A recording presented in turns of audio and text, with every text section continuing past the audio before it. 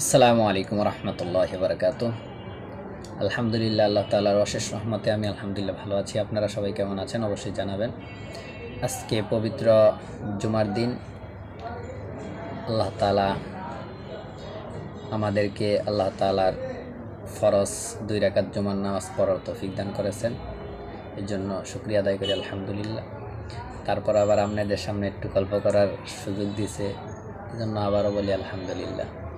তো আজকে যে গল্পটা করব সেটা হলো বাড়াবাড়ি আর সারাসারি নিয়ে। এই যে শীতকাল চললো, এই সময় আমার কথাগুলো আগে শুনবেন। আমি এমনিতেও কথা কাউরে বুঝাইতে পারি না, এটা আমার একটা ব্যর্থতা বলতে পারেন। আমার জীবনের সব যতগুলো ব্যর্থতা আছে তার মধ্যে সবচেয়ে বড় ব্যর্থতা হইলো এটা একটা, কাউকে বুঝাইতে পারি না। এত সহজ একটা জিনিস, এত নিখুঁত একটা জিনিস, কিন্তু তাও কাউকে বুঝাইতে পারি না। এটা আমার সবচেয়ে বড় ব্যর্থতা। যেখানে ছিলাম যে চলমান আছে বা ছিল এতদিন শীতকাল, তো এই সময় কোনো ব্যক্তি যদি দাবি করে শীত তো কী হয়েছে, শীতকালে তো শীত করবই, তাই বললে কি জামা কাপড় গায়ে দিতে হবো? আপনি বলেন তো, এই ব্যক্তিটা কি অবস্থায় যাইতে পারতো? নিউমোনিয়া হইয়া, জক্কা টক্কা হইয়া, মৃত্যু অবস্থায় পয়সা যাইতো, ঠিক কিনা? কি জন্য সে সারাসারি করে আলাইছে বেশি। শীত হয়েছে তো কি হয়েছে, জামা কাপড় গায়ে দেওয়া লাগবে, এটা কোনো কথা হইল? আবার এই শীতকে নিয়ে আরেকজন বাড়াবাড়ি করছে। কি করছে? সে রাস্তায় বেরোয় সময় শুধু কম্বল, খাতা, এমনকি ল্যাপসহ গায়ে দিয়ে বের হয়। এই কিছু কিছু আমি কন্টেন্ট ক্রিয়েটরের কথা বলি, তারা দেখবেন বেলা মোটর সাইকেলের হুদ্দা কম্বল গায়ে দিয়ে ইয়া করতেছে, তারা আসলে ফানি ভিডিও করে। তাদেরকে দেখে মানুষ একটু উৎসাহ নেয়, হাসি পাওয়ার জন্য, এই একটু হাসলাম এই জন্য আর কি তাদের ভিডিওগুলো দেখে। মূলত যদি আপনি বাস্তবতা প্রকাশ করতে চান তাহলে মানুষ কি বলবো, যদি আপনি একটা খেতা গায়ে দিয়ে রাস্তার দিকে বের হন, এটা পাগল যাচ্ছে, রাইট? আরেকটা উদাহরণ দেই, ধরেন আপনার পানির পিপাসা লাগছে।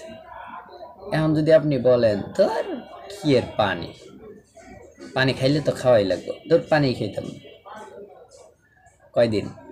কয়দিন বাঁচবেন আপনি বলেন?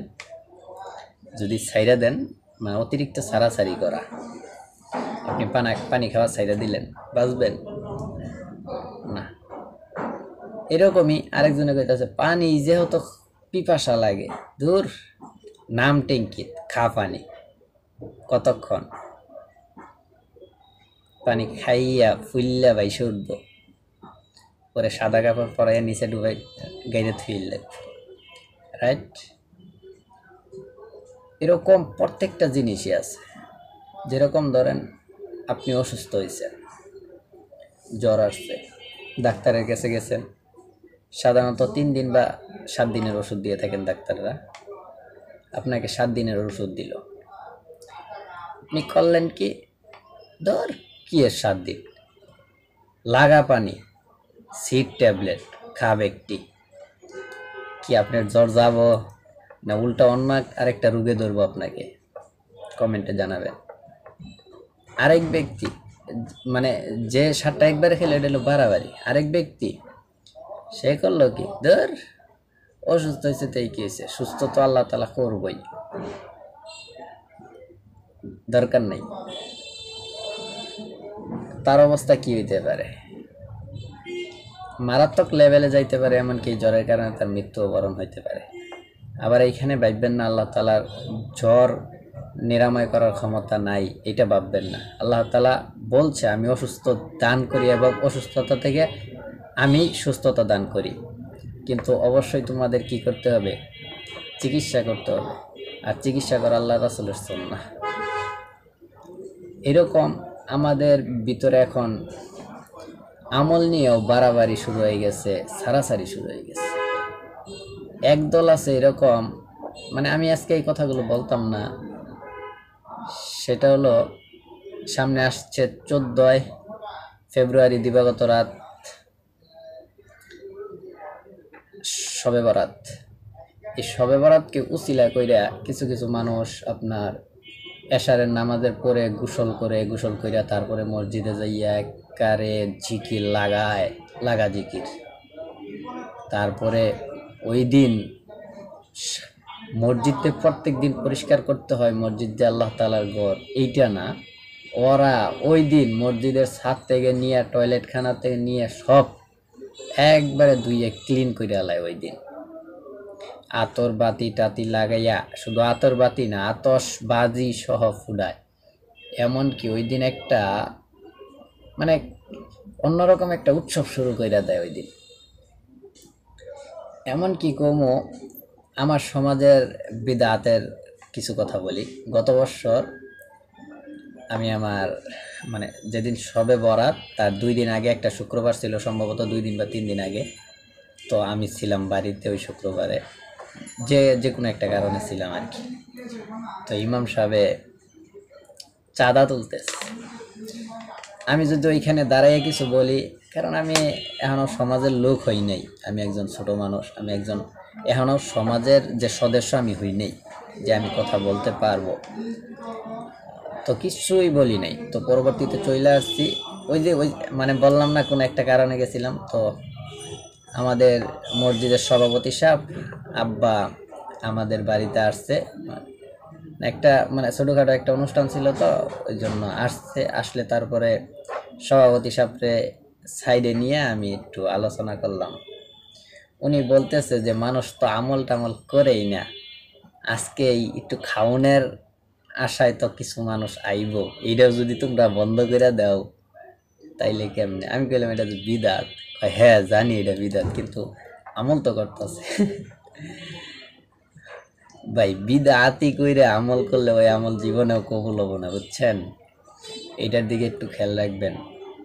আমি আমার সমাজের কথা কি বলবো, আমি আমার সমাজের মানে কোনো কথাই বলি না, কারণ আমার আব্বা এমন একজন মানুষ, কেউ বলতে পারবো না আমার আব্বা মানে অন্য আরেকজনের সাথে 2টা কথা বলছে, মানে ডাবল কথা বলছে, আমাদের সাথেই কখনো বলে না। তো আমি মানে সমাজের ভিতরে যে অন্যায়গুলো, এগুলো যদি আমি ধরতে যাই এখন, মানে আব্বার বদনাম হয়ে যাব। আমি এগুলো চাচ্ছিলাম আমাদের ইমাম সাহেবের মাধ্যমে এগুলো সব মিটমাট করে দেওয়ার জন্য। তো ওনার টাকা সম্ভবত কম হয়ে যায়, এই জন্য উনি রাজি হচ্ছে না। মানে আমি বলছিলাম একটা প্রাইভেট পড়াইবেন, যেখানে আমাদের যারা আছে মুরব্বীরা, জেনারেল শিক্ষিত মুরব্বীরা, মসজিদের সভাপতিরা, এরা যেন পরিপূর্ণ ইসলামটাকে জানতে পারে, যে তলাবুল আইলমি ফারিদাতুন আলা কুল্লি মুসলিম, প্রত্যেক মুসলমানদের জন্য যে দিন শিখা ফরজ, কতটুকু শিখা ফরজ, এতটুকু দিন যেন শিখতে পারে সবাই, ফরজটা যেন আদায় করতে পারে, এই বিষয়টা আর কি বিবেচনা করে আমি এটা আর কি করতে চাইছিলাম। আপনারা হয়তো জানেন। তো ইমাম সাহেব রাজি হয় নাই, মানে এই শবে বরাতের বিদআতি বলতেছে। তো আরেক লোক আছে, আরেক জাতি আছে বাংলাদেশে, এরা শবে বরাতকেই বিশ্বাস করে না, এরা শবে বরাতকেই বিশ্বাস করে না। শবে বরাত নিয়ে যে কয়েকটা হাদিস আছে এদের কাছে সবগুলা একবারে জাল, এগুলো বাতিল। মানে তারা শবে বরাতের কোনো অস্তিত্বই তারা মানে মানতে রাজি না, এরকম ঠিক না, বুঝছেন? হাদিস 3 প্রকারের হয়, সহি, হাসান, জয়ীফ, কিন্তু 3টাই হাদিস। হাদিস সহি, জয়ীফ, হাসান ওর কারণ হচ্ছে, যেরকম আমি একটা কথা যদি বলি আর আমার থেকে ভালো একজন জ্ঞানী লোকে একটা যদি কথা বলে, যেরকম আমি গুনাহ করি, এমনও মানুষ আছে যারা গুনাহ করে না বর্তমানে, তারা যদি একটা কথা বলে, 2টা কথার মধ্যে যেরকম পার্থক্য, এরকম পার্থক্য হচ্ছে মানে যার কাছ থেকে হাদিসটা গ্রহণ করছে তার ভিতরে থাকার কারণে হাদিসটাকে হাসান, জয়ীফ, সহি বলা হচ্ছে। মানে আমি আল্লাহ রাসূলের কাছ থেকে এই কথাটা শুনছিলাম, আমি গুনাহগার বা আমি মিথ্যা কথা বলি, এই জন্য মানে আমার শোনা হাদিসটাকে একটু নর্মাল মানে হাসান বা জয়ীফ এরকম ধরা হচ্ছে। আর যে কঠোর সাহাবী ছিল, সৎ তার থেকে যে হাদিসটা গ্রহণ করছে সেটা একদম সহি। এই বিষয়ের জন্য সহি হাসান জয়ীব ধরা হয়। মূলত আল্লাহ রাসূলের কোনো হাদিসই জয়ীব না, হাসান না, সবগুলাই সহি হাদিস। আল্লাহ রাসূল কখনো ভুল কথা বলেন নাই, আল্লাহর নির্দেশ ছাড়া কোনো কথা বলেন নাই, এটা হলো বিষয়। আবার কেউ ভুল বুঝতে যাইয়া আল্লাহ রাসূলের কথারে জয়ীব বা এরকম দাবি কইরেন না, তাইলে আবার আপনি এক লাইন বেশি বুঝে আলবেন, মানে বেশি বাড়াবাড়ি করে আলবেন, এই আর কি বিষয়। তো আমাদের এই বিষয়গুলো একটু বিবেচনা করার জন্য মানে একটু দেখে শুনে চলা উচিত। এখানে শবে বরাতের মানে যে আমলগুলো আছে এগুলো ভালো কোনো আলেমের কাছ থেকে যাই না, তারপর শবে বরাতকে পালন করা উচিত। এই জন্য 3টা শর্ত আছে। 3 নাম্বার শর্ত হইল যেটা আমি এইমাত্র বললাম, ভালো কোনো আলেম থেকে জেনে তারপর শবে বরাত পালন করুন। শবে বরাতের কিছু নির্দিষ্ট সময় আছে এবং শবে বরাতের নির্দিষ্ট জায়গা আছে, বুঝছেন? আমাদের এগুলো ঠিকঠাক মতে বুঝে শুনে আমল করার তৌফিক দান করুন। আমরা যেন কোনো বিদআতে যুক্ত না হই এবং কোনো আমলকে বিদআত বলে না চালাই। আল্লাহ তাআলা আমাদেরকে সহি বুঝ দান করুন এবং আমল করার তৌফিক দান করুন। ভালো থাকবেন।